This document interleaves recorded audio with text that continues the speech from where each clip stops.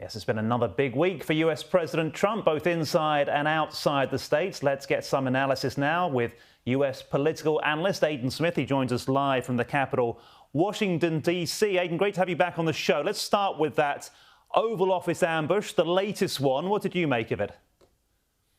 So when it comes to the Ramaphosa visit to the White House, I think the most interesting thing, as is usually the case in stuff like this, where the actual event will get the most press coverage. But I think what is especially interesting about it is the likely behind the scenes, which is, in the past 2 months or so, general headlines about Elon Musk's influence in the administration has been the idea that his influence is waning. He's taking a bit of a step back from his role as a pretty powerful internal force among the Trump camp.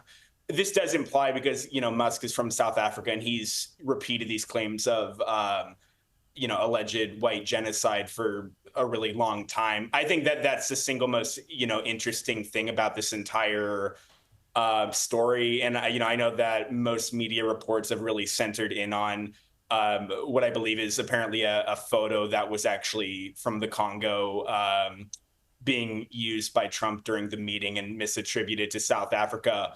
But yeah, it's a very interesting one, especially when South Africa geopolitically is a country that U.S. was under Biden concerned about getting closer to the pro-Russia camp, especially in its response to the Ukraine war.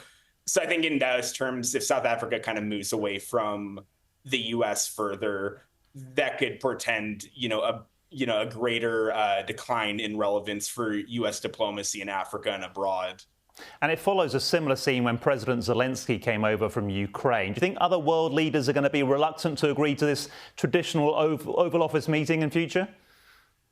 Definitely. And I think that, broadly speaking, the Zelensky meeting was an interesting one because even as obviously the Russian military has continued to kill in countless Ukrainian lives over the last few years, the war itself, the fact that, the invasion in 2022, 3 years on, it was slowly getting out of the headlines. So interestingly enough, you've actually seen, I think Gallup even showed it, and so did NBC, that ever since that meeting, as a result of the blowback around it, U.S. voter support for Ukraine has actually ticked up since then. So in a way, it actually made the, supporting the Ukrainian resistance a bit more of a salient issue in the U.S. But I think in general, yeah, it's hard to imagine that this won't just lead to more world leaders being deterred to visit the White House. And it's hard to imagine that that really stands to benefit U.S. diplomacy efforts abroad.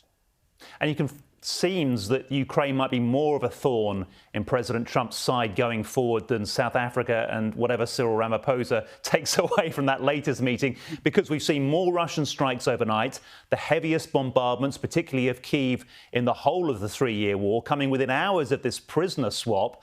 And of course, Donald Trump promised that he would bring a swift resolution to this, and it hasn't happened so far. For sure. And I mean, that's one of the things where, regardless of what one thinks of the Biden administration, when you actually think of why Biden's approval started to ticker so down, a lot of it was that his presidency coincided with stuff that was kind of years in the making, which was eventually Russia actually invading Ukraine, stuff like obviously the uptick of inflation post-COVID. And I think in general, it's interesting because the American electorate, ultimately, most voters don't pay that much attention to politics. And if you see that a bunch of bad things are happening under a president, you're likely to not really like that president so much. And that was a huge factor in Trump coming in after years of worries over increased inflation and cost of living issues. So when you kind of look at this, and so many voters who were voting under the impression that Trump getting back in office would mean 2019 home prices, lower prices for eggs, being able to read the news and not see that there is an active war in Eastern Europe or the Middle East.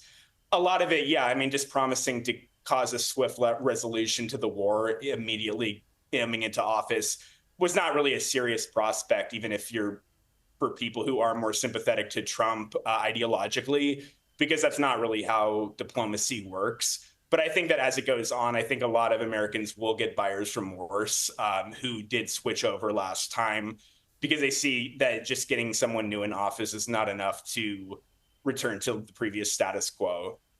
It's almost like every politician brings new problems as well as new solutions, Aidan.